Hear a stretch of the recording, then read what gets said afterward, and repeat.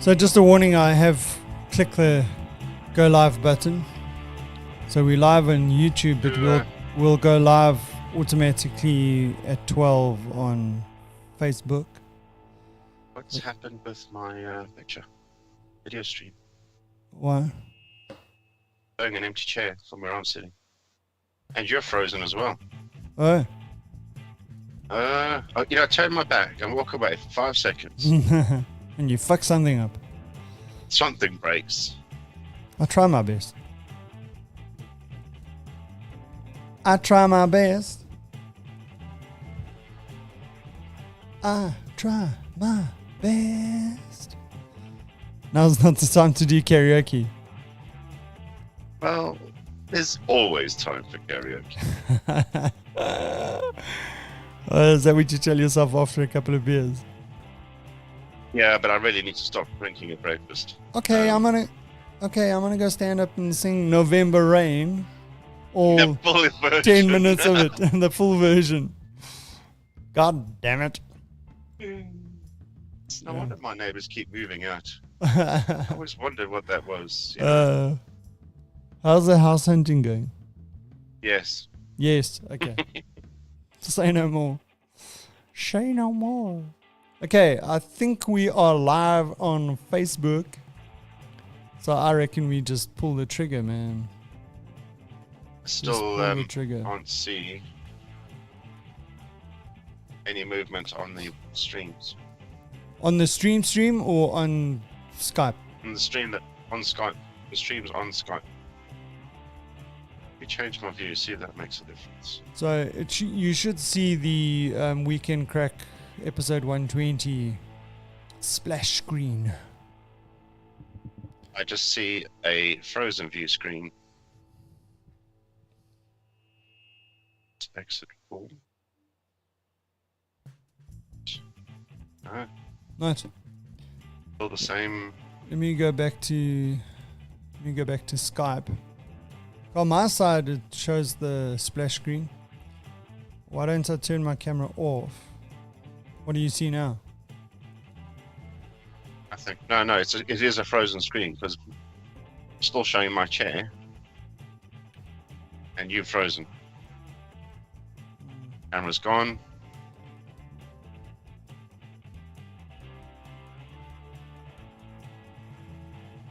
Do anything but your icon.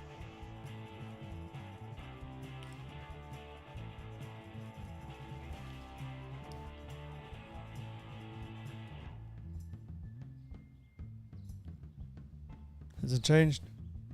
No.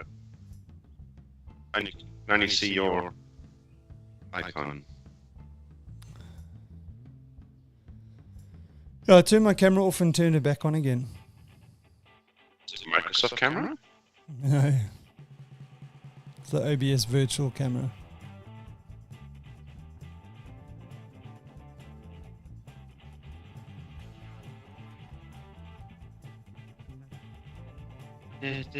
Hang on. So there's old music.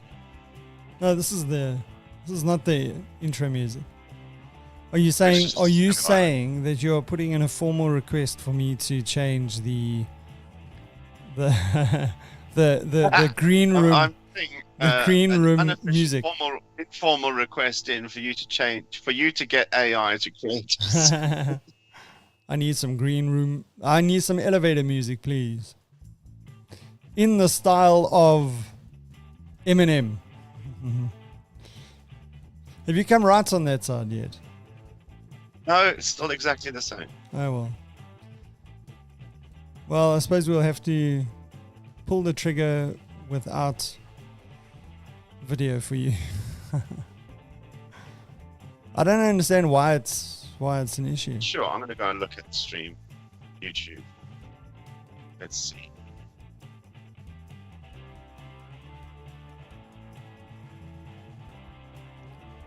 Yeah.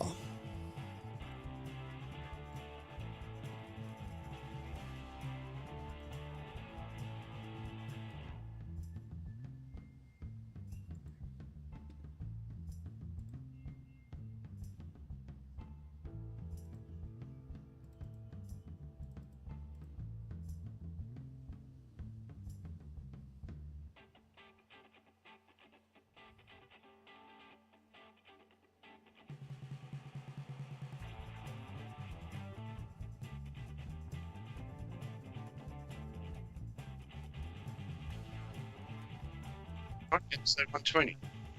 Yeah. So we pull the trigger.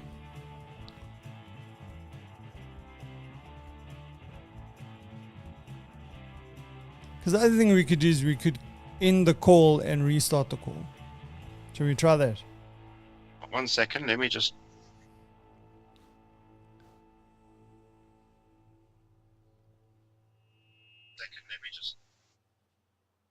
My voice also sounds croaky. It's up to you, mate. Certainly the stream that I'm looking at on YouTube. Let's try end the call and restart the call. Cool? Okay, bye. Okay, if you want. Goodbye.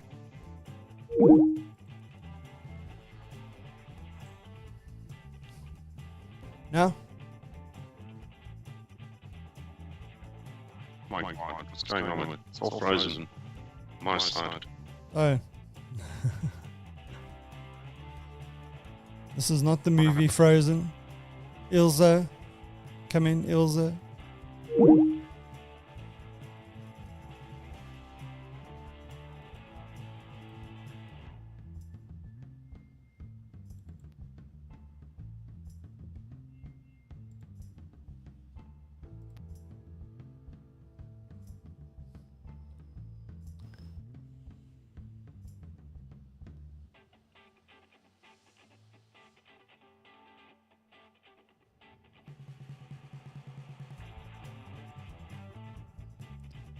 Right, so Lester has dropped off the call. Waiting for Lester to join again. We're 8 minutes into the podcast, but fortunately we don't have any time restrictions. Okay, let's try that call again. There's always technology issues here on the weekend, KRAK. It's part of the fun that we have. Because we don't want to pay money for hardcore tools, you know. We just want to use the free stuff. Why not? And if you remember, hello. I am here. I am present. I am ready. I don't see your camera. I see your camera. Your screen. Yeah, but you're very blocky and okay, but you're coming better now. Now. Yeah, you're fine now. No, it was like, you know, like when you got a bad connection, then it was, that's what it We hadn't even started talking about government organizations yet. That's coming up shortly. Are you happy on that side?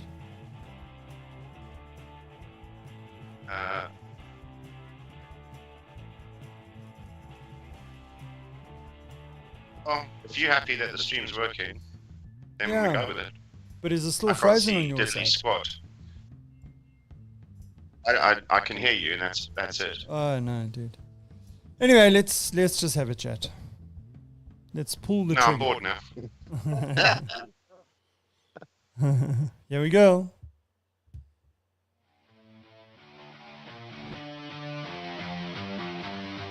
It's time for the weekend KRAK, baby. Finally, we pulled the trigger 10 minutes into the stream. Wow. All that early testing we did, which lasted all of 5 minutes, yeah. was for nothing. Yeah, we were testing the wrong thing, dude.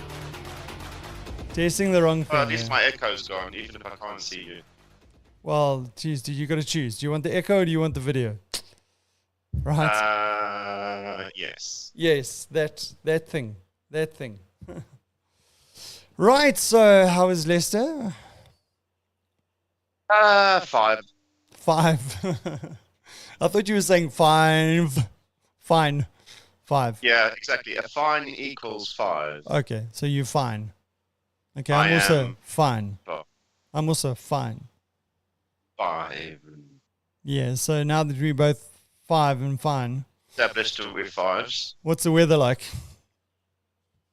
It is hot and shitty. Mostly raining, cloudy, with intermittent spells of sunshine. With a temperature at the moment at, what do we know, 11 o'clock in the morning, 12 degrees. Oh, yeah. Just quite warm for this time of year. Yeah, well, we pretty much the same as you.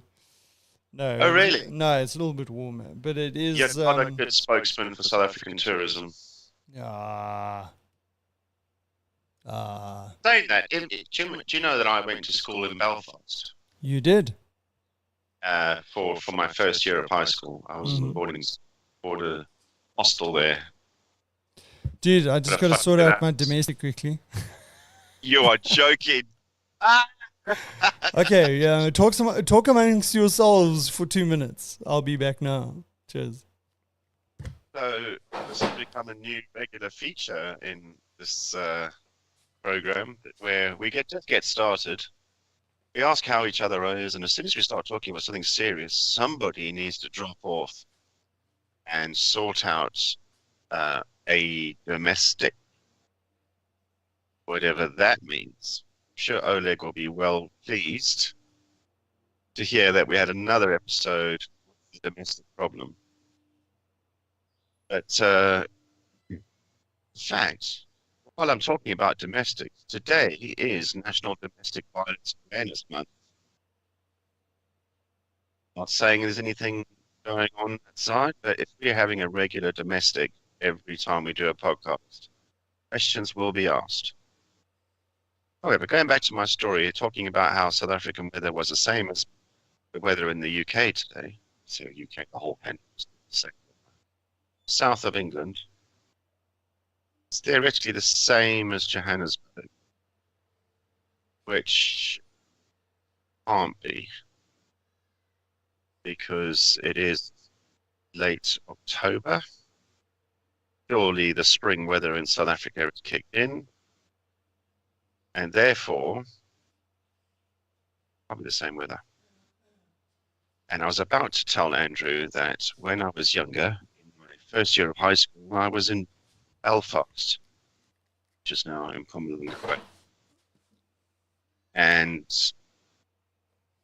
domestic over. My domestic is over.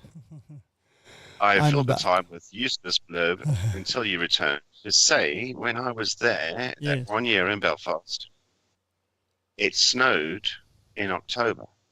Ish, dude. Well, talking about snow, there is going to be snow on the Lesotho Mountains this coming weekend, so Johannesburg is going to be a bit cold on Monday morning. It's nowhere near Lesotho. Well, you know, No, look, I know, because we get the similar thing when there's snow on the mountains and the wind changes direction. There's nothing that heats that wind up by the time it gets to you. Yeah, exactly. So I'm bracing myself for that. And on top of that, it's just about to knock November, and we still haven't had any. We've only had really 1 or 2 days worth of rain and nothing to write home about. You have had obscure weather this year. Very. You had a lot of flooding earlier in the year. In Cape Town, yeah. And various storms. Well, there was a Joburg as well. There was a hurricane or tornado or something in the east of the country a few months ago. Jeez, I've got a short memory. I suppose I must turn on the radio and listen to the news. Should probably stay up to date with local events in case, a day like today comes along where you're going to get quizzed. Yeah. And found out. What? I'm having a quiz right now. Right, pen and paper ready. Here we go. So I must tell you this. What's the name of the tornado that came across Mozambique to hit the eastern parts of the country in 2023? Tornado KRAK is on its way. I think that's not how it was represented in the local times. Yeah, that's true. When just after you left, after we had been in Sabi, there was all that flooding. That is the correct answer. Thanks for reminding me. No, tornado was a few months late.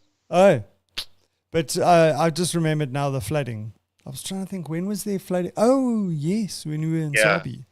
Or just after we left Sabi. So you planned your trip to perfection. Nah. Yeah. Yeah. Nah. What's happening in South Africa today? Everyone's What's on the shitting. agenda for the country? Everyone's shitting themselves. There's something, I don't know. Apparently, the Rugby World Cup is on at the moment, and South Africa made its way to the finals against New Zealand, against the All Blacks. Let's hope it's So a are you repeat. going to watch it? Yeah, I'll be honest. The first game of the tournament that I watched was last weekend when we played against England. Da-da-da-da. Wasn't a good game though. Yeah, jeez, dude. Anywhere close to a good game. Yeah. I mean, South Africa, South Africa looked like they were playing high school rugby in the first half. They didn't turn up. Yeah. And then all of a sudden they turned up. But They listen, know how to dude, win. That's the thing. Yeah. yeah, but still, man, why do you have to play like 90% of the game behind? And what irks me is that we were 6 points behind and we get a penalty close to the poles. What do? They kick it into touch. Oh, now they want to go for the try. They screw it up. 5 minutes later, they get another penalty close to the poles. What do? They kick it into touch. They want to go for the try. What do? They stuff it up. I mean, listen, guys, at this stage of the game or the tournament, if you are behind by 6 points and you get a penalty, excuse my language, but kick the fucking ball over the fucking poles. Nobody likes a tight game. But here's the logic though. If you're still in the first half, you've got to go for the big points because you want to maximize the points you can get every time you're in the opposition's 22. I understand you can do that when Kicking you is- are they- either level or you're ahead by some points. Because the thing is, how do you I mean, from a psychological point of view, when you're on the field and you're behind, there's psychology behind that. When you pull it back to level, changes your mindset a bit. You can be a little bit more risky. That's my opinion. There's something that the Springboks do well, and it's not that they play to the last whistle, never give up. I mean, that's more, Samoa, Fiji. That's what they do. South Africa does not panic. They don't panic. Well, I've got to. What about their supporters? I mean, how many people were rushed to the flipping ER because these oaks were trundling around the rugby field for 90% of the game? I mean, I know people that turned off the game because this is a lost cause, and then only to find out that they won by 1 point again. I mean, it wasn't a spectacle of rugby, unlike the game against France. That was something, is probably the best game I've ever seen. And it was a close winning by, no margin at all, again, in the last few minutes. Yeah, but still. South Africa have a history of this as part of their strategy. Let's hope they don't do it today. They will. My shattered nerves. It's only be the second game you've watched. And there's a reason why it's only the second game I'm watching. We've been through hell. Well, I'm glad I wasn't watching. I'm glad I wasn't watching when they lost to Ireland. Yeah. Yeah. And we should have won that one. We missed the kicks. Yep. Yeah. Anyway, moving on from rugby to Formula One. Okay. A quick segue. I was going to say, where are you watching this game tonight? Well, bearing in mind I don't have DSTV, I don't actually know. I'm going to have to piggyback on someone that's got DSTV. Just for the hell of it. Where are you watching the game? I'm assuming you're watching the game. I don't know. Down at the pub. Because last weekend I went to my local rugby club. Mm-hmm. Almost got slaughtered. And it was a hush silence, awkward silence at the end of the game. Which was. Yeah, I mean, listen, I'd love to have been a fly on the wall in that posse. They're like, yeah, I mean, England. No, but at the end of the game, when everyone's angry, yes, and they're looking around for a scapegoat, and all of a sudden your British accent kicks in full on. Yes, suddenly. Suddenly. Sorry, Lester. Where are you from again? Jolly good. Yeah, sorry, I'm from a small little town called Belfast in Northern Ireland. I bought it around just to calm everyone down, and then promptly left. I downed that pint and left, and within minutes of me leaving, it all did kick off. Apparently, there was a little altercation. Argy. So anyway, I don't know if they're going to be screening, although there are a number of South African supporters in this village of mine. I don't think we're all necessarily thinking, we are going to go watch it. It's the rugby club. They'll be open. Yeah. Even though England has finished the tournament, and I don't know. So who won between England and France last night? Argentina. England won. Hey? England won last night. Okay. It was another close game. Okay. Lovely. But, was it who was the other? They were playing Argentina. Sorry, I got it wrong. Yeah. Yeah, Argentina. The Pumas. Oh well, okay. Can we talk about Formula One now? You can talk about Formula One because that's more interesting to me than South African rugby. Yeah, the guy just got slaughtered. Yeah, so Mexican Grand Prix. Yeah. Needless to say, I could have wanted to be there. But anyway, next time. Did we talk about the ticket prices previously for these kind of? So I checked out what it would cost me to get a weekend pass and to be in the stand that I wanted to be in. At the time that I looked, there was availability, but I was the main plaza. Well, you know that one where they've got like a corner that goes like, and the stand is around the corner. Another one. Yeah, and then I think Max previously when he's won, he goes and he does burnouts in front there. Yeah. So that one, 10,000 rand for that weekend. What's that in real money? What's that in real money? 200 pounds, dude. 200 pounds. 175 pounds. 10,000 is... 1,000. It's 1,750 pounds. Is that no? No. 500 no, it's 100 I don't know. Fuck. My maths is shit at school. I'm still traumatized by... We were in the same class with Mrs. Smith. Were you... No, you went to Mrs. Smith's class. Was that standard 7 that I was in? Same classes, dude. Yeah, but I mean, we only hooked up in standard 9, right? Grade 11. Because remember, I was at boarding school. Yeah. In grade 10, standard 8. Yeah. So, yeah, traumatized by maths, dude.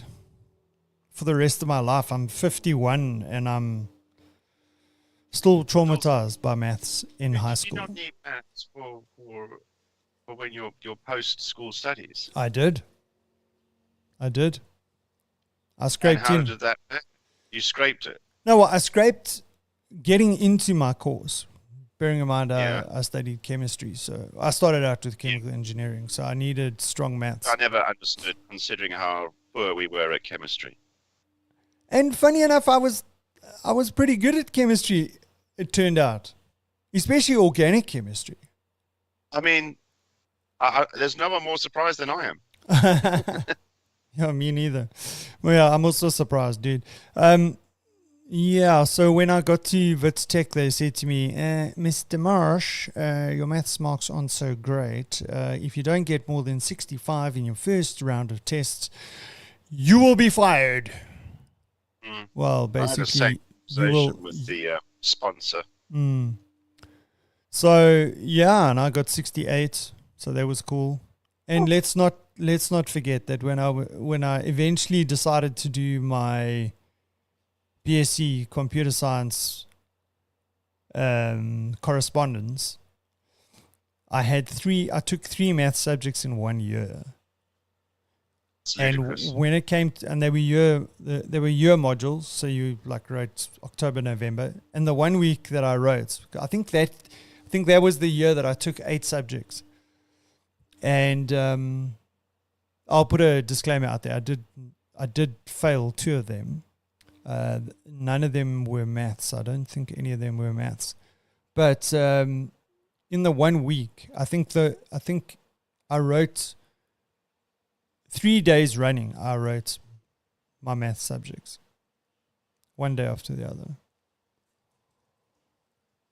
So it turns out that I can actually do maths. So, Mrs. Smith, wherever you are, I suppose I must actually say thank you to my dad, to my old man, because she said, "Oh no, he needs to go down to standard grade," and my dad said, "Not over my dead body." And then the arm wrestling started. Yeah, but anyway. Listen, dude, let me Kilmartin reminded me of this, the other day when I saw him. Yeah. Jet setter, stayed at home. My mates, all my schoolmates are coming to visit me. Including Jerry. And he's not even out the country. He reminded me, dude, don't you remember that for 6 months of our matric year, we didn't have a maths teacher? And I was going, yeah, you're right. We didn't. Can you remember that? Oh, I've blocked it out. And when he told me that, I actually remember where the sort of the quad was between the the school building and the admin building. And there was a classroom right on the corner. And I think at one stage in our school career, we used to go there for RE, for religious education or whatever it was. Yeah, but that was classroom. Yeah. And that's where we had our maths class in matric. The maths class used to be right next door to that. Yeah, but I'm sure that when we didn't have a maths teacher, we were in that corner class. And but I might be wrong. But it was somewhere thereabout. But I had forgotten that we had not had a maths teacher for 6 months of our matric year. So, dude, I think we must pat ourselves on the back for passing maths. Who taught us? I don't know. We must have been a substitute teacher or something. Trying to think who taught us eventually. I mean, we did spend a lot of time in the the prefix room, yeah. Yeah, no. So was that all even the when we had classes? teachers, we were in there. Can you remember the day that Mr. Fisser caught us bunking? We were on our way to biology, and we had been in the prefect room, and we thought, okay, coast is killer, let's walk. And as we walked out from behind the building, old Fisser on the floor above. And he just put a smile on his face and he just shook his head. And I was he was a cool teacher. I remember, but I don't remember not having a maths teacher for 6 months. Well, nor did I. Kilmartin reminded me. How many of your teachers can you remember from high school? I suppose I can remember some of the good ones and some of the bad ones. I mean, obviously. I remember Dean for bad reasons. Surprised we can conduct this episode in English, considering we didn't spend time in an English class. Yeah, let me tell you, if that kind of thing happened today in schools, those teachers would have been fired. I mean, it got to the stage where we didn't even get to our desks. And Dean was saying, Martian towers outside. I don't think we did flipping English for 6 weeks in matric. What was the record? Yeah, that I remember those days because we hadn't even got to put our bag on the desk. And Exactly. I was like, Exactly. Yeah, you're talking in my class out. Ma'am, I didn't say, I said out. Okay, cool. I think you've almost got the accent right there. Yeah. Yeah, so, I mean, I can remember Mrs. Prinsloo as our English teacher. I mean, I don't know if you ever had her as English teacher.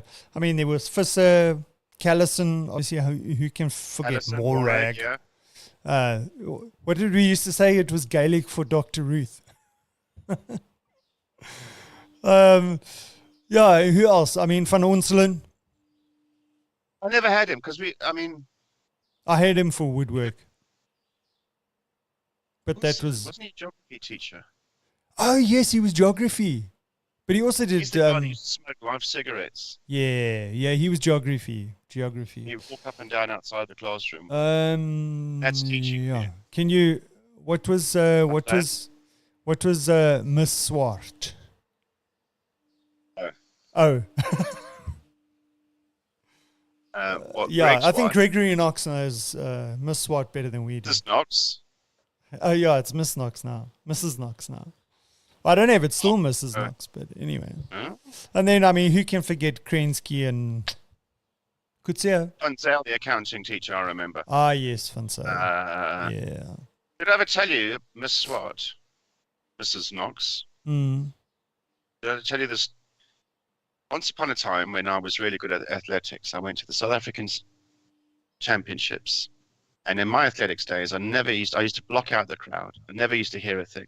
And run my 400-meter lap of the field, and then as soon as I crossed the finish line, I would suddenly hear the crowds. Yes. Well, you got to imagine it's a very tight, tense situation. These are the national championships that I've been training for months, and there's TV there, and there's announcements in the stadium that go around like you see on TV. Yes. It comes in front of you, and they announce your name, and then you move on to the next person. So already it's a tense thing. Yeah. And I get into my groove, and I block everything out. I'm going, right, here we go. And it was all in my usual. All I can hear is the thump of my feet on the turf. the track. Yeah. And then it comes to the last bend as we come into the last straight, and suddenly my silence, my zone was pierced by this voice for some reason. Yeah. And it was her. She was part of the coaching crew for the provincial team. Oh, wow. And she pierced my inner sanctum. Are you still traumatized? And she's the only person I've ever heard. Oh. And it actually, I swear, it disturbed my stride. Like, I know that voice. Voices in my head. Yeah, exactly. Run faster. Faster, Lester. Oh, yeah. Jeez. I'm trying to think who else was there. Okay, well, we can go through it. So, science was Fisser. Biology was Morag. English was Dean. Accounting was Van Sale. There's Prinsloo and Dean, depending on the year. Yeah. What other subjects did we do? English, Afrikaans. Who was Afrikaans? Oh.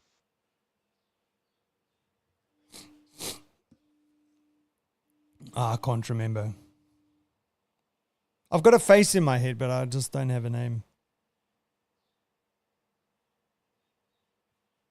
Yeah. So English, Afrikaans, maths, no teacher. Science, we've done. Biology, we've done. Who was the maths teacher? Vacant.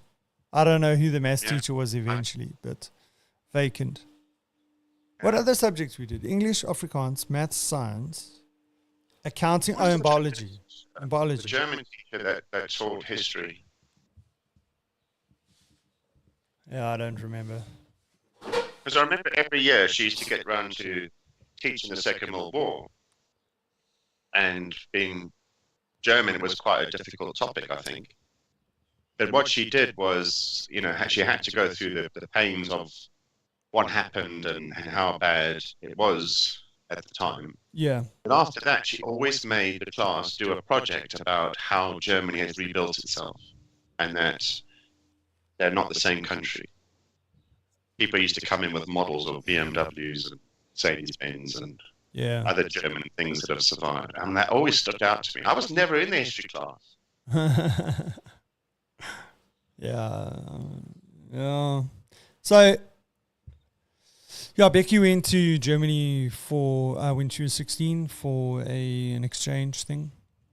And Really? she was up in Bremen. Yeah, she was in Bremen. And she said to me that, they don't talk about it.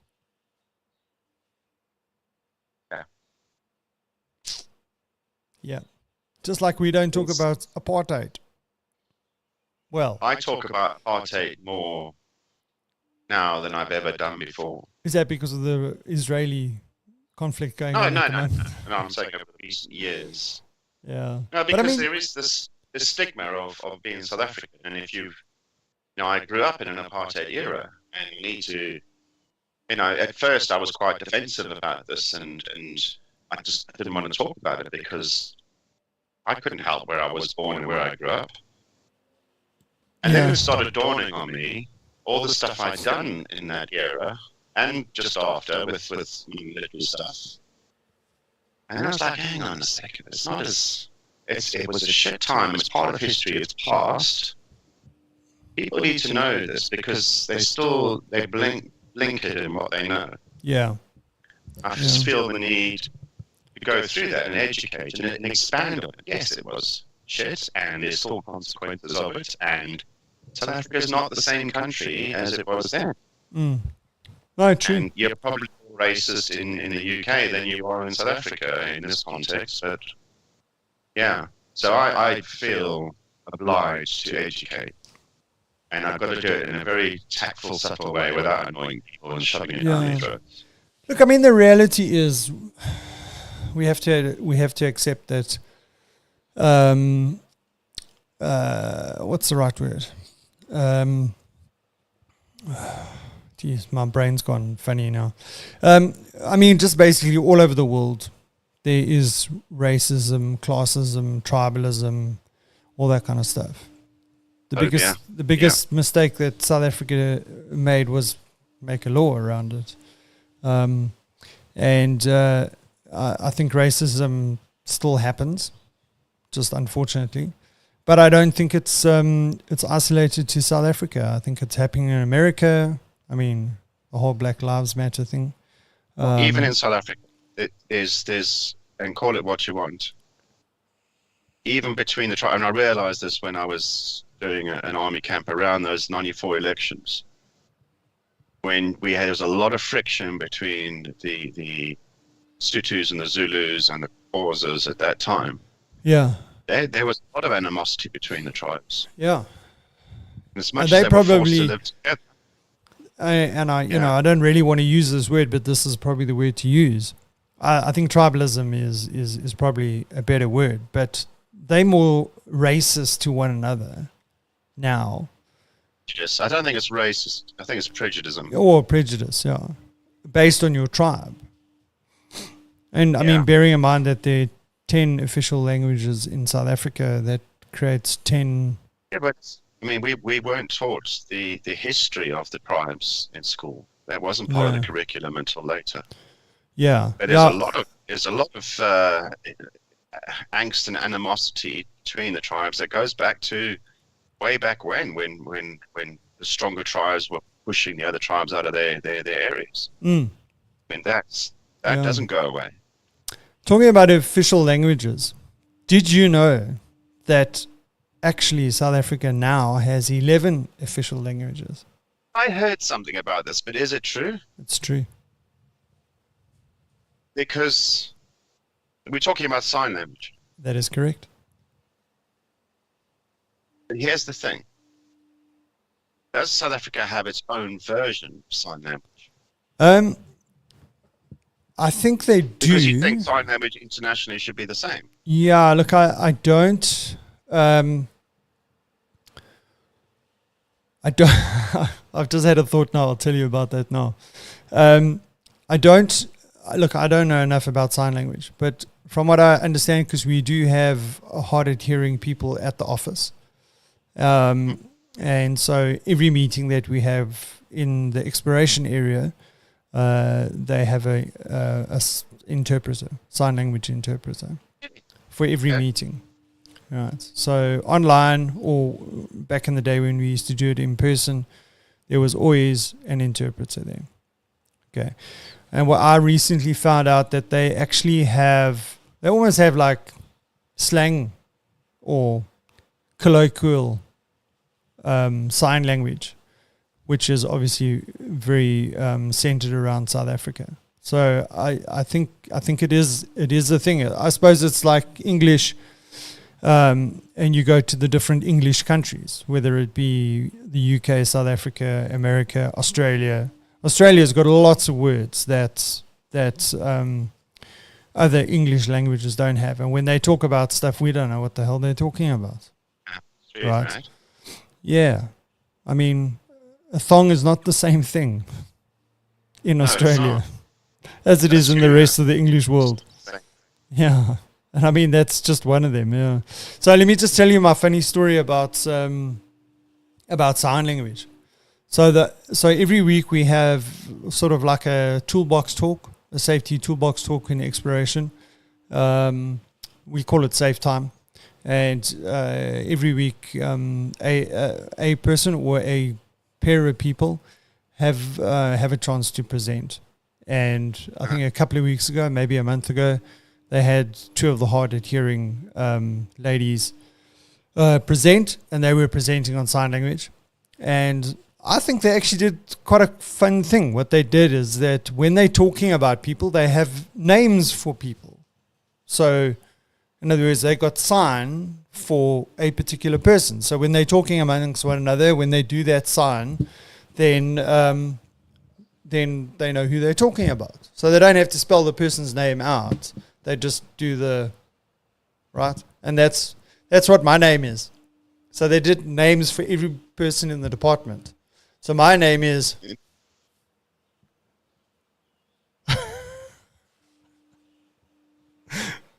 Well, it's because I'm always scratching my beard, right? So they say, "Oh no,"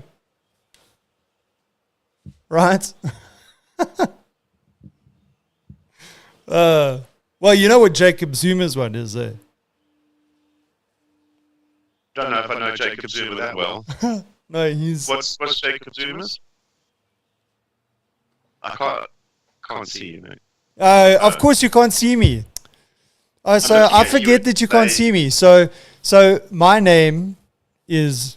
I got yours. You got mine. Okay. Jacob Zuma is when he had that whole thing, that court case against him, and there was a person that was, that he had sexual relations with a young lady who happened to have HIV, and he knew before they did the deed that she had HIV, and I think it came out in the court case. Well, you had sexual relations with someone with HIV. Are you crazy? So no. I went and I had a shower afterwards, right?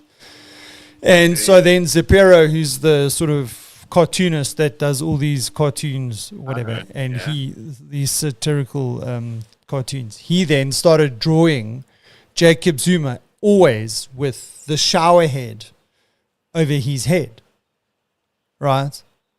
So when you're talking about Jacob Zuma, that's what you do. You put your exactly. Wow. Okay. Yeah. Anyway, that's my sign language story. I'm sorry, and thanks for reminding me that you can't actually see me. I see you on the stream on YouTube, like which is 5 minutes later.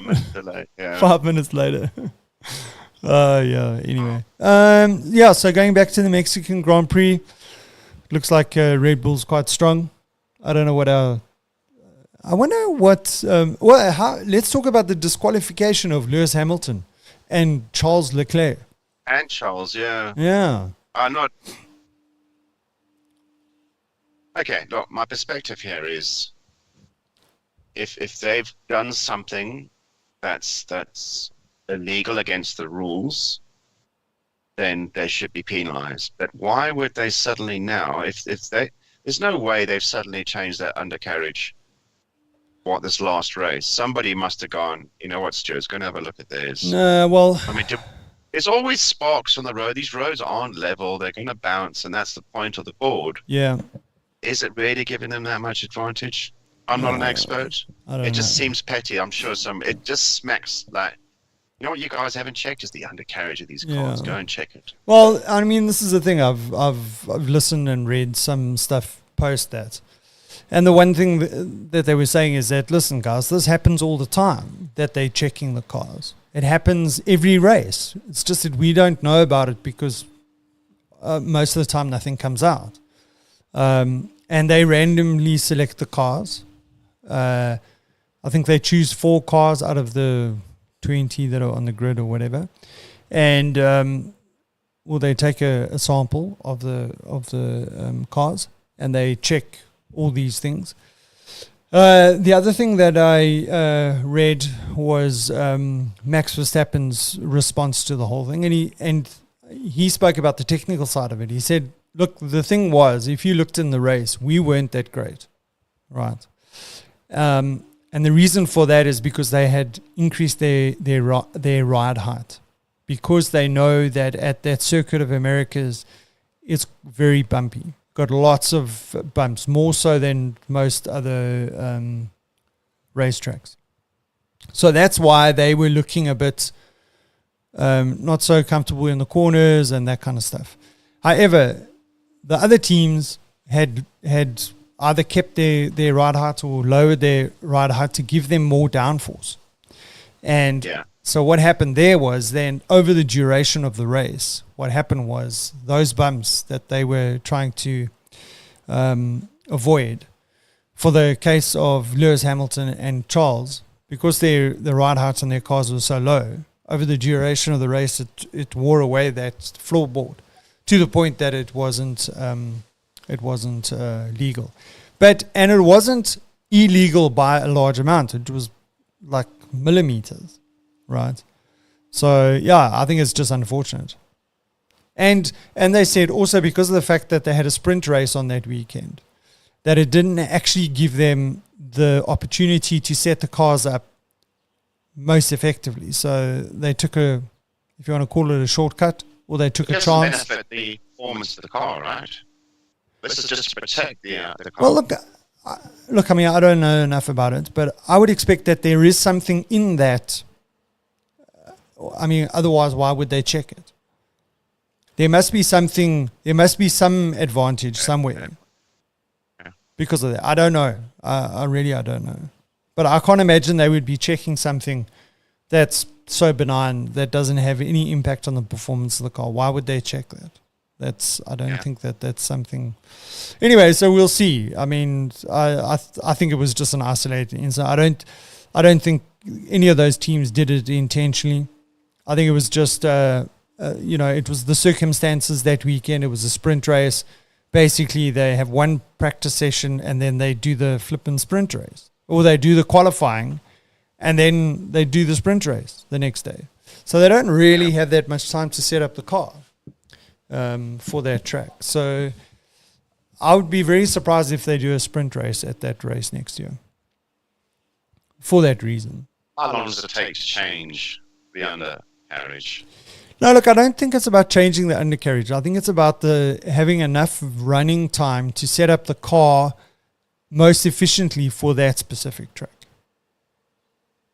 So I think that's where the problem came in, is that the guys didn't actually have much time. So they said, oh, shit, we need some more downforce. Let's lower the car ride height to give us a little bit more downforce. As opposed to, other aero setups that they could have done if they had more time. Yeah. All right, so the question on my lips for this weekend, 2 questions. First one, are they going to let Sergio take honours? No, he will. Not in a million years. Not in a million years. I mean, even if Sergio comes from Mexican companies because of Perez. Well, listen, I reckon as long as he's... Look, I mean, here's the reality. If you want to talk about TV coverage for the sponsorship that he has on his car as a result of being Mexican, because there are some Mexican sponsors, it's much better for him to be sitting in the midfield, than it is to be in the front. Because you don't get a lot of TV time. Because, I mean, when Max is sitting at 10 seconds ahead of everyone else, they hardly break to him. They're looking at the fight behind him. Who's second, third, fourth, and fifth? Right? So, I think it's, I don't know. I just thought, if Red Bull is running hot and the championships are over, why not just let Sergio have a home win? You know what? That's actually a very good point. However, as much as Max says he's not doing this, let me tell you something. I think He has to be told. Yeah, well, and I mean, even if he's told, I'm willing to bet that he will ignore them and ask for forgiveness after the race. Listen, dude, he wants to win. He's already said it. He wants to win every race until the end of the year. I think his biggest challenge is going to be Brazil, but his next challenge is going to be Brazil. I think this one, if things go as they normally go, and nothing goes terribly wrong with Red Bull this weekend, I think it's a walk in the park for Max. Because, I mean, Max has won literally every Mexican Grand Prix. They've got the car for it. I'm just wondering if everyone's going to start hating him, and therefore, it'll come to it one day. He's going to be looking for other support from the other drivers, and they're all going to go, you know what? Nah. Look, I mean, the thing is, I don't really have very hard evidence for this, but it turns out that he actually gets on quite well with the other drivers off the track. And I mean, they've. I saw some videos a while ago. I think it was basically when he took the championship. The other teams, they were asking other drivers their thoughts on Max, and they were just saying Max is. They were very complimentary. Even Lewis was complimentary of Max Verstappen. And I mean, funny enough, now that they're not fighting head to head, Max actually is quite complimentary of Lewis. So, right. I think, I don't know. Look, I mean, I was having this conversation with someone the other day, obviously a Lewis fan, and the first thing that comes out is Lewis is the best driver ever, right? And the problem that I have with that is that it's very, very difficult to determine who's the best driver, okay? Especially when they're in different cars. Yeah. When they're in different cars. And there's so much in it now these days. There's the tires, so it's the tire management, it's the car, the setup of the car, how hard is the car on the tires. They're going to a lot more tracks, different surfaces. You've won lots of world championships. Yes, you're a good driver. Yeah. You have to be to get to that point. But are you on the legend status? Yeah. For me, someone like Alonso, who's driven for multiple factories. Yeah. And even against their partners who are much younger, same sort of car, that he outperforms that car's capabilities. Yeah. That for me is memorable. Yeah. He does it time and time again. Everyone talks about Fangio and people talk about Ayrton Senna, and they were all fantastic drivers, but some people will say that Ayrton Senna was the best driver that's ever been. Okay. I think he was good. He died before his time. Well, this is the point. To really establish the legend status. Yeah, exactly. Yes, he was a brilliant driver. He was right up there with Schumacher. But, yeah. So I've got a long way to go before he hits my legend status. Yeah, so the thing is, the way that I put it is that, the only thing we've got these days is to look at the stats, right? And unfortunately, the stats are lean towards the team that's got the best package. So it's not the driver. It's the driver. It's the car. It's the pit crew. It's the pit wall. It's the strategy. There's just so much in it that you could be the best driver ever and you have a bad car, you're not going to do well.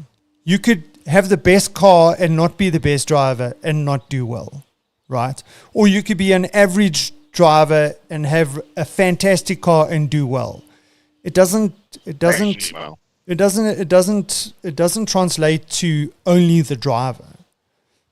So it's the combination. So it's very difficult to say that that a particular driver is the best driver ever, right? But I mean, like if you look, this conversation that I was having is like, oh yeah, but Lewis started racing when he was 13 or whatever it was, right? At a very young age. Okay. So I didn't know, I don't know those sort of stats. So I went and I looked to see when Max started. Max started when he was 4. Right? He was karting when he was 4. That was starting around 5, 6, 7. Yeah. I mean, Charles Leclerc is also down there. He was racing with Esteban Ocon. He was also racing at the same time that Max was. I mean, Max is the youngest person to win a Formula One, Formula One race.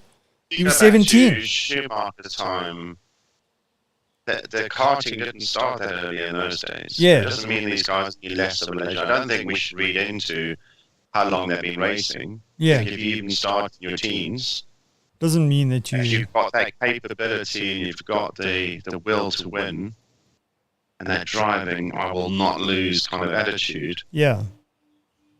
Whether you pick that up at 4 or 14, it's still going to be able to drive. Nobody likes to lose. If you're really good at something, you expect to win. Mm. And, I hear a lot of people complain about, Red Bull's so strong and, and they need to do something about this and whatever. My question is, where was that conversation when Mercedes was doing well? Right? Yeah. I didn't hear that conversation. Maybe I heard it once or twice, but it wasn't like the main conversation. Maybe it's not great entertainment if one team is dominating at any particular stage in the Formula One history. Maybe that's not great. However, if you take, I look at Schumacher. When he joined Ferrari, they hadn't won a championship or even a race for double-digit years, dude. Right? If I've got my information correct. But it was a long time. Okay. And he went to that team and they slowly but surely, gradually built that team up to the point where he won 7 world championships. Right? I mean, you've got to take your hat off to that. Look at McLaren. In one season, they were at the back of the field. Now they're racing up with Red Bull. Right? So you've got to look at that and say, wow, that's amazing. That teams can do that. That teams can get to the top. If they stay at the top for a long period of time, well, you've got to question the other teams. If one team can do it, why can't the other teams do it? And especially now that everyone there's a budget cap. Mm-hmm. Right? So the amount of money and the amount of wind tunnel, take this as an example. When you're the winning constructor, you get, for the next year, you get the least amount of tunnel time. Right? So there's swings and roundabouts in this whole thing. Right? And then there's the thing, okay, budget cap. Essentially, everyone's got the same sort of budget. Okay. So if one team with that budget can be outstanding and another team that's got the same budget is not that outstanding, is it the winning team that's the problem? So, there's a lot in it. You know what? I just enjoy watching Formula One. I enjoy watching new up-and-coming people. Drama. Look at Liam look at Liam Lawson. I mean, the guy got an opportunity to drive in the AlphaTauri while Ricardo was out because of his hand, right? Look at how well he did. I'm excited to see him come into Formula One. Look at Oscar Piastri. I mean, he's in his rookie year, he's won a sprint race.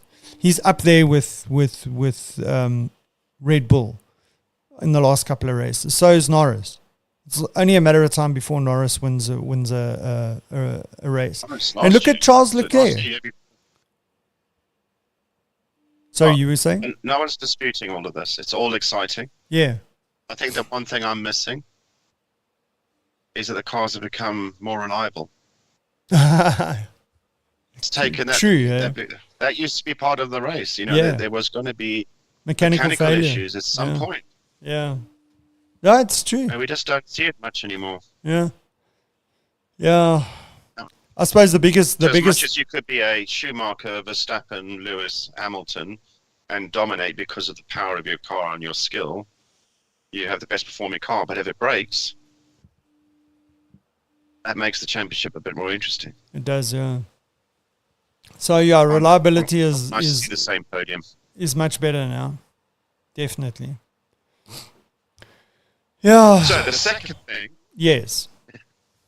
The first one was should Sergio should he win his own race? I think yes. Okay, I'll go with that. I'll support you. After the United States Grand Prix, the fantasy football results. I mean, the fantasy Formula One results. You won the week by 1 point. Okay. There was supposed to be some sound effects for that. 1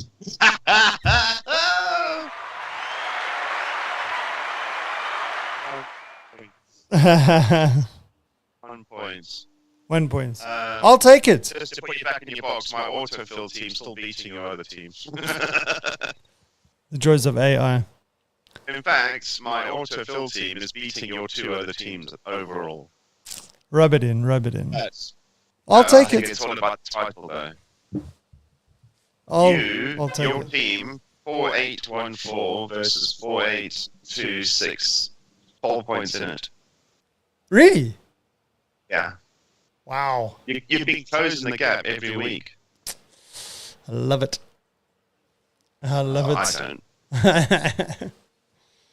The thing is, I looked at my team. Strangely enough, I went and actually looked last weekend, and I can't really make any changes. I just don't.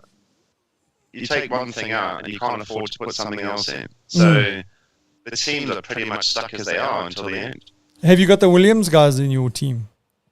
No. You see, at the beginning of the year, I chose McLaren, and they were doing badly in the beginning of the year. So I was behind Alonso, which Smart seems to have gone off the boil. Yeah.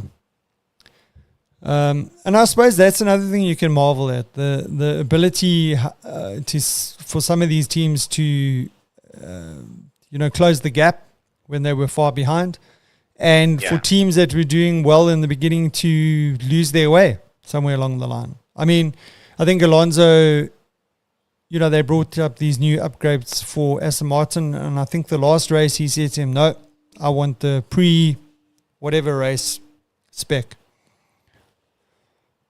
So, I mean, that's quite notable as well. He knows what he's doing. Yeah. Look, I mean, I've got respect for Alonso. I mean, Alonso, he's a good driver. I mean, he's got the experience. You can't. And I suppose that's what I'm liking about Formula One at the moment, is that there are so many people you can be watching and seeing how well they're doing on a particular weekend. I mean, look at the Williams team. The Williams team has been doing shockingly for the last couple of years. All of a sudden, they're doing well. Alex Albon is up there, man. Look at McLaren. They've come back. Yeah. Look at Liam Lawson filling in for Daniel Ricciardo. I mean, that was exciting because he was doing well. So there's, for me, there's a lot to watch or keep an eye on. Yeah, I'm a Max fan. I'll be the first one to admit I'm a Max fan. And I was a Max fan when he joined, like when he wasn't doing like winning well and taking people out because he was like overcooking it, and he was just being too aggressive. And I didn't like the way that he responded after the race to incidents in the race. I didn't like that. But I mean, look, I've always been a Red Bull fan, so whoever the drivers are in Red Bull, well, I'm supporting whoever's in there. I mean, whether it was Mark Webber back in the day or Daniel Ricciardo when he was there. I was never a big Sebastian Vettel fan. But I mean, there's a lot to watch in Formula One at the moment. I'm not only watching the guy that's winning. I'm not only supporting the guy that's winning. Norris, I think he's a great driver. I really want to see him win some races. Oscar Piastri, I'm like, dude, I mean, this guy's in his rookie year. Look how well he's doing. And it's the temperament for me is what is striking, is that he is just so calm and just so relaxed, and he doesn't get phased. I wasn't a Pierre Gasly fan for many, many years, and then when he went to AlphaTauri and then he was doing well, I thought, hey, this guy's actually not a bad driver. So I enjoy watching him. So, I mean, there's a lot to watch. I don't think it's all bad that you've got one team that's dominating. And look at Red Bull. You've got to take Red Bull. It's taken them years to rein in Mercedes. Years. And they've just kept on chipping away at it. They've made some tough decisions. They changed engine manufacturers. They had Honda that they'd built up a good relationship with. They had a lot of momentum and they were starting to make some serious progress, and then Honda pulled out. I mean, can you imagine what that did for their sort of strategy that they had been working on, their long-term strategy on, getting the quality of their vehicle up to the same level as the top guys like Mercedes. And then Honda pulls out. I mean, that can't be an easy thing to manage. I'm going to stop talking now. It was circumstances outside. It's not often circumstances outside of Formula One impact the sport. Yeah. And more recently, we've had COVID, but actually the financial collapse of 2008 had a massive impact. That's why we got spending caps and teams that just got sold for nothing. There's teams that we'll never see again as a consequence of these external factors. Yeah. But we carry on. This is not the same Formula One of 20, 30, 50 years ago. It's true. It needs to evolve. It's true. And that's why we watch it. Except when the same guy wins every week. Yeah. Yeah. So, okay. Just the last thing on Formula One. I'm interested to see what's going to happen when Ford comes into Formula One. Oh, yes. I agree with Red Bull. Yes. They've been out of the sport for a long time. Yeah. So, yeah, they will be joining in 2026. We'll be in 2026 in the blink of an eye, though. Yeah. I wonder what episode number we'll be on. Or Drive to Survive. Yeah. Episode 128. Come on, you're not being kind to us. That's unkind. Yeah, very unkind. Yeah. Okay. Days of the year or something interesting on this day. Oh, something interesting. Let's have a And look. he puts his spectacles on. I'm on a different screen, sir, which I can't see. So today is National Make a Difference Day. Yeah. And that's Okay, every yes. day. There's a few national days. I'm not going to go into it, like Muddy Dog Day. But if you don't have a dog, what's the point? Yep. It's National Hug a Sheep Day. The Australians must be happy. It's so risky, man. Should be hugging animals like. No, I'm not a fan of this. I think it's risque. I mean, yes, I appreciate the sheep and wearing sheep at the moment. I hate sheep. by all means. But I enjoy a lamb yeah. curry. Yep. Yep. Yeah, that's a bit risque today. So let's move on. Today's celebrity birthdays. Julia Roberts.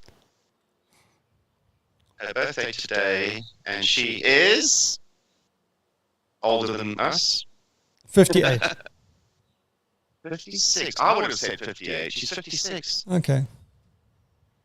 I mean, she's still within range. There's still a chance for us. Bill Gates' birthday is today. Okay. 68. Happy birthday. Hey, happy birthday, Billy boy. Yeah, Billy boy.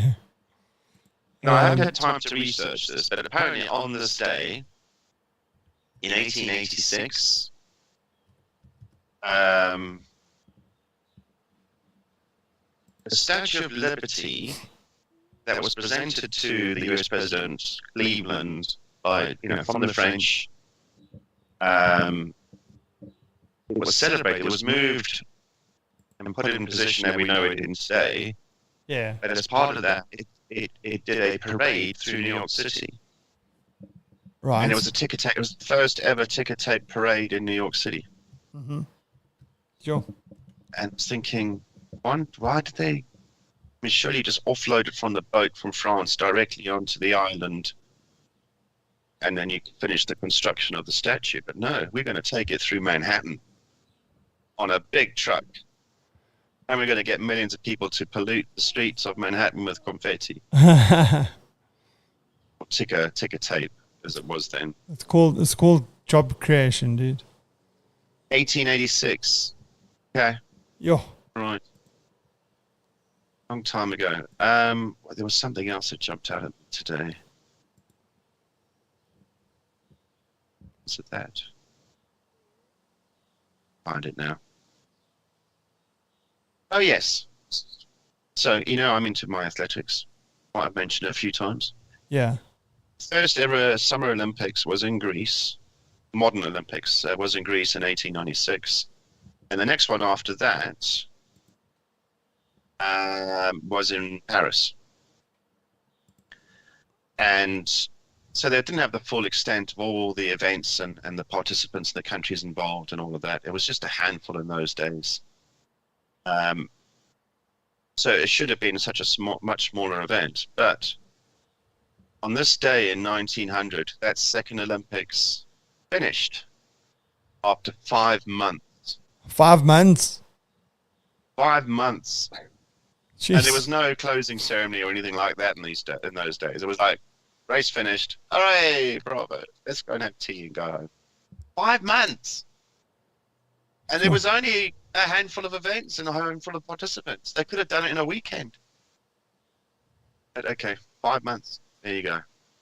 Today, with 190 odd countries participating in all of events, both Olympics and Paralympics, is over in a month. Yeah. Crazy, man. Crazy. 5 months, honestly. Crazy. And that's all I have today. I wonder if there is a Hug a Lion Day anywhere along the line. Oh, you want to? Does that come on your TikTok feed by any chance? I have all sorts of people with lion pets or various big cats, and they're all hugging them. I'm like, I can't be dealing with this. Sure. There's no way I was going to get off that truck in the Kruger Park and go and hug that leopard. Yo, no, definitely not, man.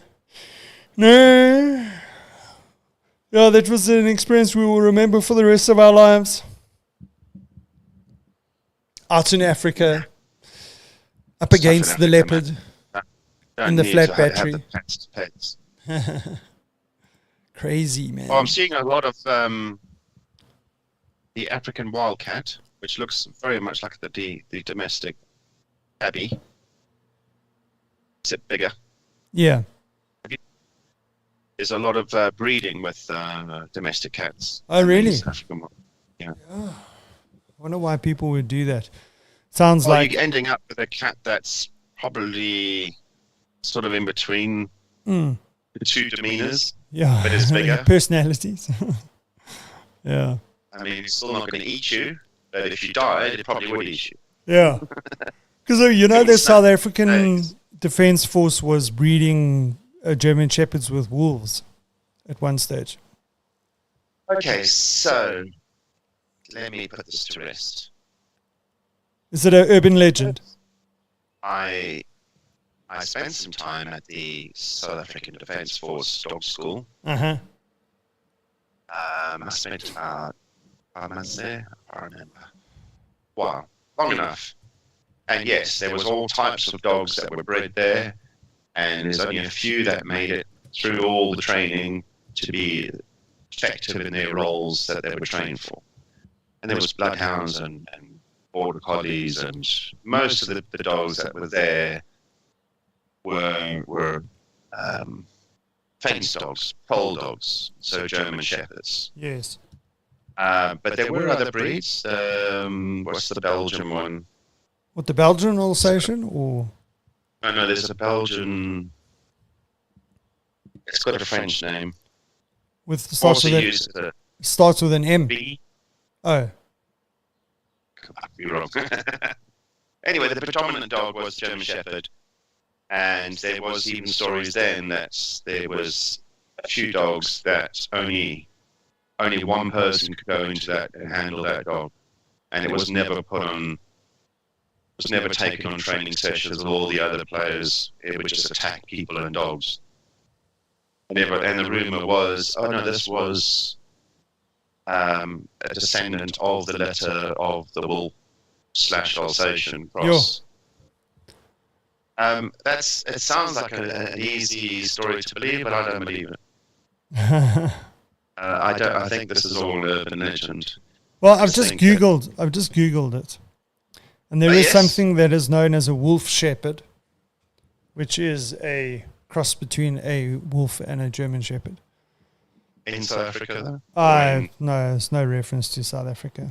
In Austria, I would believe it. But, so German shepherd wolf mix is a cross between a German shepherd and a wolf, is also known as the wolf shepherd. The first hybrid of a wolf and a German shepherd was performed in 1932. Some studies prove they existed many years before that. But the wolf dog's lifespan is 12 to 14 years. Let's see if there's any other info here. Wolves are not indigenous to South Africa, which is another problem. Yeah, exactly. The Malinois. Yeah, starts with an M. Yeah, that's what I thought. Yeah, that is a mean. Have you seen how high those dogs can jump? That thing can run up the side of a wall. I mean, Oleg showed me some photos. I mean, like there's something in a tree, and the tree's next to a building, and what the dog does is he runs up the side of the wall and then jumps off the wall and gets the item out of the tree. I mean, it's like blows your mind. I would not want to be in front of this dog. No. I'm sure they're very nice dogs, but do you know where we did see them? In the Kruger Park, when we drove past the anti-poaching unit. Oh, right. They had the Malinois. Okay. Yeah, geez, dude. I'm assuming that they can run quite quickly as well. They're obviously very athletic. They're massive. Yeah. And I just glimpsed them as we drove past, and they were massive. They were tall. They were coming up to the chest of their handlers, kind of thing. Yeah. Like, well, yeah, suited. No, you can come across the line and hold your ground. Yeah. So I mean, just sip of water, you will come out with a crocodile in your mouth. Yeah. So talking about German shepherds or shepherd kind of dogs, when I was in Cape Town earlier this year in May, I was at a restaurant and a guy walked in with what looked like a German shepherd, but it was a smaller, leaner version, thinner hair, but it was a beautiful dog. And I chatted to the guy, and the guy said to me, it's actually known as a Dutch shepherd. So, I mean, we always think about Alsatians or German Shepherds and whatever, and they're like probably more, most well known. But like you say, there's the Belgian Shepherd. I didn't even know there was a Dutch Shepherd. Well, I suppose Belgium was right next to Dutchland, next to the Netherlands.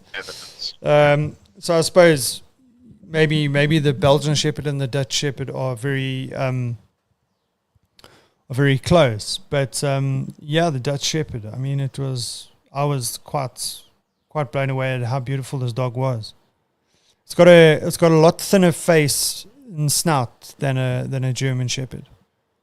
Yeah, and they come in some really cool colors, man. They're like, that whole what do they call that thing? That sometimes the staffies come in like a it starts with a B. Bench, what? Bench. I don't know, something like that. Anyway. Oh, I see. It's like that not checkered, but stripy colours. Yeah. I've got a special name for it. It's I'm trying to see what it says here. German Shepherds. And you also get what is known as an Australian Shepherd, an Anatolian Shepherd. Dutch Shepherd was first developed. Question, our mates. What do the shepherds actually do? Yeah, they breed the dogs.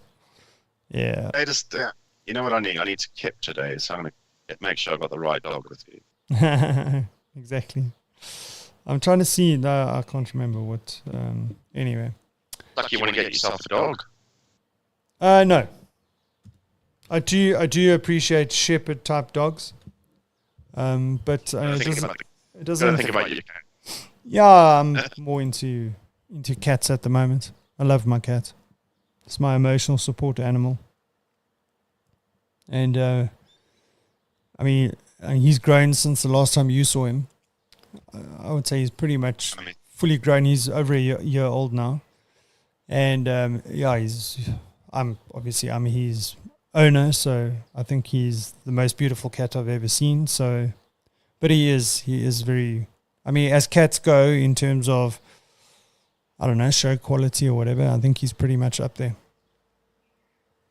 Cool. Yeah. The cat, the random cat that you used to pop in. Oh yeah, he still pops in every now and again. House or this house? It was at this house.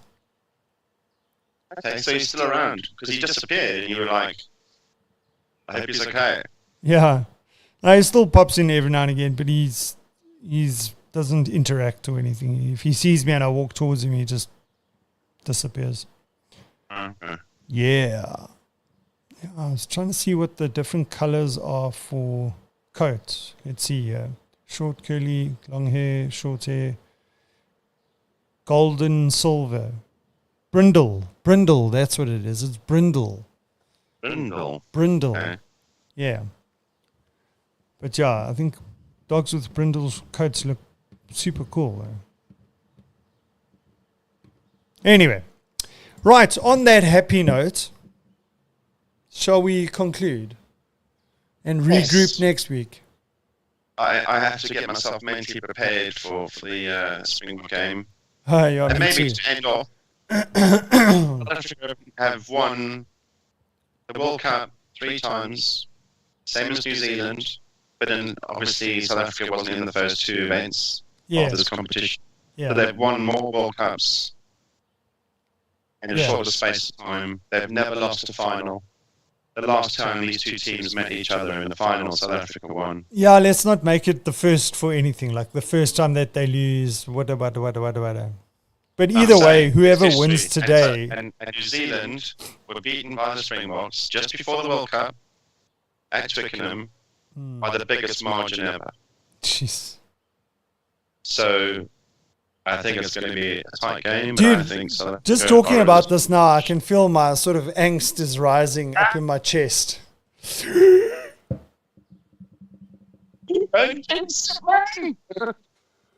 Go Booker! Okay. You know what? Let's leave it there. Can I be honest with you? irrespective no of choice, who you're gonna wins. No, irrespective of who wins today. As finals go, I just hope it's a good match to watch. An enjoyable match Yes. to watch. Typically, I just want to see some good rugby. I want to see some good, hard rugby, and whoever wins, wins. It's, that's the thing. I don't want a shit game like last weekend. I want to see the flair. I want to see the extent, like I saw in the French game, of the full capabilities and what makes this game, this sport, quite good. There's variations of what you can do. Yeah. And we want to see that demonstrated, like we have seen in the Springbok French match. It wasn't just keep banging into each other and hoping for the best. Yeah. There was tactics. They were expertly executed. Well, here's hoping that today's games are the same as that. And are we going to go for some score predictions? No. Once I'm not. It's going to be a close game, I think. I think it's going to be a close game. I don't think it's going to be a high-scoring game. I think it'll be very similar to last week. I think they, at this stage, they're so evenly matched. They're just going to play defensively. Yeah. Oh, well, let's hope it's a good match. Difference will be the last 15, 20 minutes when South Africa's bench comes to play. The bomb squad. On the reserve bench, South Africa has 7 forwards and one backline utility player. Yes. That shows their intent. Yeah. Yeah, it does. Okay, well, enjoy the game. Oh. And we'll touch base afterwards. We'll have the debrief next Saturday. Maybe we won't. Maybe we won't. We'll just talk about the Mexican Grand Prix. Yeah, exactly. Let's hope something interesting happens in the Mexican Grand Prix. Yeah. Anyway, okay, dude. There we go, baby. Bring on that new music. Okay, we'll see you guys next weekend for another installment of the Weekend Crack. We'll be hitting episode 121. Which means that it'll be 79 more episodes until Lester and I hook up again face to face. Who's counting? Who's counting? Okay, cool. Cheers, guys.